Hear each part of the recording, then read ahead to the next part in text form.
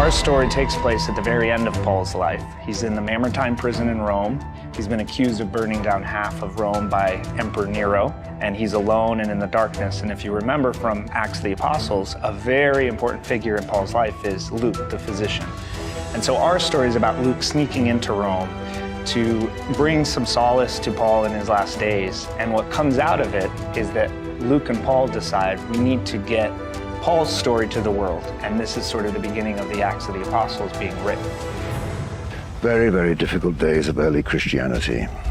And this is Paul's last few moments to convey the message of hope and love and forgiveness to the community, and that they must hold fast to the faith, no matter what dangers they face. When I looked at this screenplay, I was amazed at the survival of Christianity rests with just a couple of people. Priscilla and Aquila are hiding out, essentially, and taking people who need help.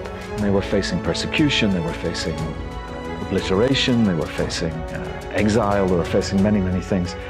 And they still welcomed people, they still accepted people, they still loved people. And that is easier said than done. It's a modern story. This is why Shakespeare is still relevant today, Molière. And the great stories never die, because they talk about human beings and humanity. This film, to me, is one that goes out to the world. It goes out and says, this is what these guys were. And the people that are going to watch it are going to say, wow, they're a sinner like me. And very human, very believable, very round. They have doubt, they have fear, they have anger. They're very real. The notion that someone could make a radical change in their life, that could go from being a thug to being one of the most important people in religious history, intrigued me. We have a tendency to put people like that on a pedestal, and there's almost becomes this disconnect, like I'm not as holy as they are. You know, God set them apart in a unique way, in a special way. It's not the same as me, but the reality is they were just like us. They weren't born with halos around their heads. Here's a man, Paul, who went from the ISIS of his day to becoming the leader of a church community. And I thought, do we really think that that's possible today, that a person can change?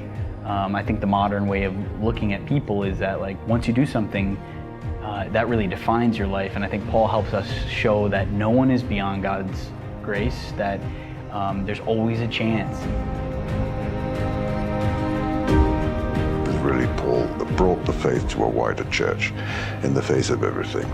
And his adamantine soul, we have to be very grateful for.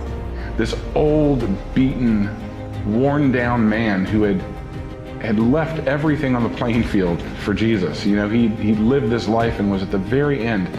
To see this frail old man and think that the emperor of the largest kingdom in the world was fearful of this broken man shows the power of Christ through his followers, through his believers. I just am so excited to tell this story and offer these themes to the world at a time when I think that we are so desperate to hear these things, to hear that we're loved, to hear that there is mercy and grace for anything, to hear that there is a God that's bigger than us, that loves us, and that we cannot fall too far from his grasp.